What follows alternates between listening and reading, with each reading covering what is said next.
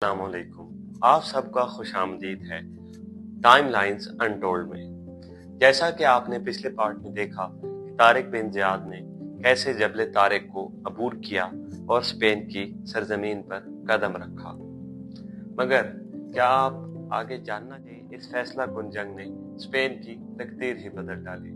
मगर एक और मजे का ट्विस्ट है कि इस अजीम सफ़ा सालार के आखिरी जिंदगी के अयाम गुमनामी में गुजर गए। तो चलिए शुरू करते हैं, बने रहिए वीडियो के आखिर तक। साल था 711 ईस्वी का। स्पेन के जनूब में एक वादी है जिसे वादी लका कहा जाता है। वहां पर मुसलमानों का पड़ाव था।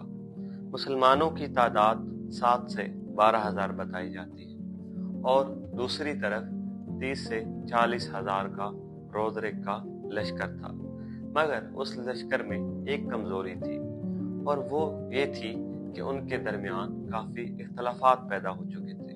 रोदरिक खुद तो एक दलेर और बहादुर था, मगर उसके फौज उसके साथ ना थी।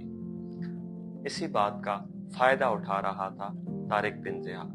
कहा जाता है कि एक दफा इतनी बड़ी फौज देखकर मुसलमान घबरा गए और उसी अजीम मौके पर तारिक बिन ज़ियाद ने वो अल्फाज कहे थे जो कि हमने पिछली वीडियो में बयान किए हैं, जो कि कुछ ये अब वापस जाने का कोई रास्ता नहीं, या तो शहादत है और या फतह है, और फतह हमेशा ईमान वालों की होती है।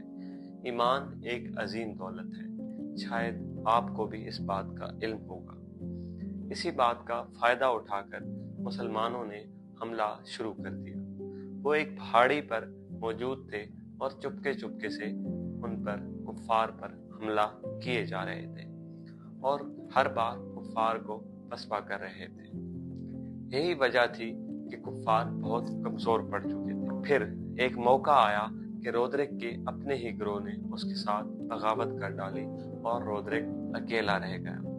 इस मौके का फायदा उठाया मुसलमानों ने और इस जंग को जीत लिया।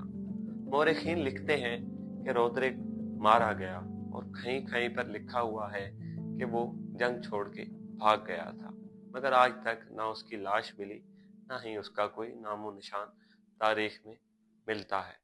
इस अजीम फतह ने अंदलस के दरवाजे मुसलमानों के लिए खोल दिए। इस फतह के बाद पूरा यूरोप परेशान था कि चंद हजार मुजाहिदीन ने इतने लाखों के लश्कर को कैसे शिकस्त दे दी। तो बात है ईमान की, जो कि कुफ्फार नहीं समझ सकते। ईमान से बढ़ के कोई दौलत नहीं। जब ये बात मूसा बिन नसीर तक पहुंची तो उसने भी स्पेन आने का इरादा किया और एक बड़ी फौज लेकर स्पेन में दाखिल हो गया। उसका इरादा था तारिक बिन ज़ियाद की मदद करना।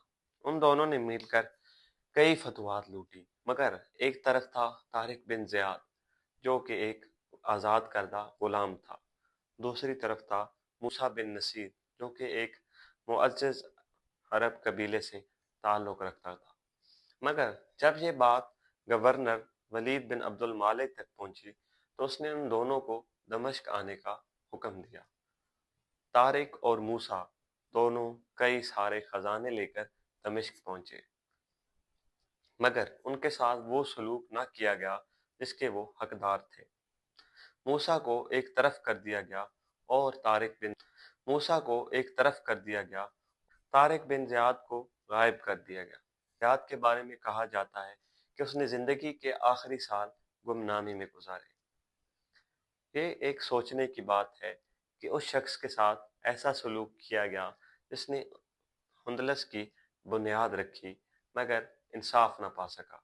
मगर वो बादशाह मिट गए, सब कुछ मिट गया, मगर आज भी जिक्र मौजूद है तो तारिक बिन ज़ियाद के ईमान का जिक्र मौजूद है। तो अगर आप मज़ीद ऐसी वीडियोस और मज़ीद ऐसी गुमनाम शख्सियात के बारे में पढ़ना चाहते हैं, देखना चाहते हैं, सुनना चाहते हैं, तो हमारे चैनल को ज़रूर सब्सक्राइब करके जाइएगा। आपकी मोहब्बतों का बेहद शुक्रिया। अल्लाह हाफ़िज़।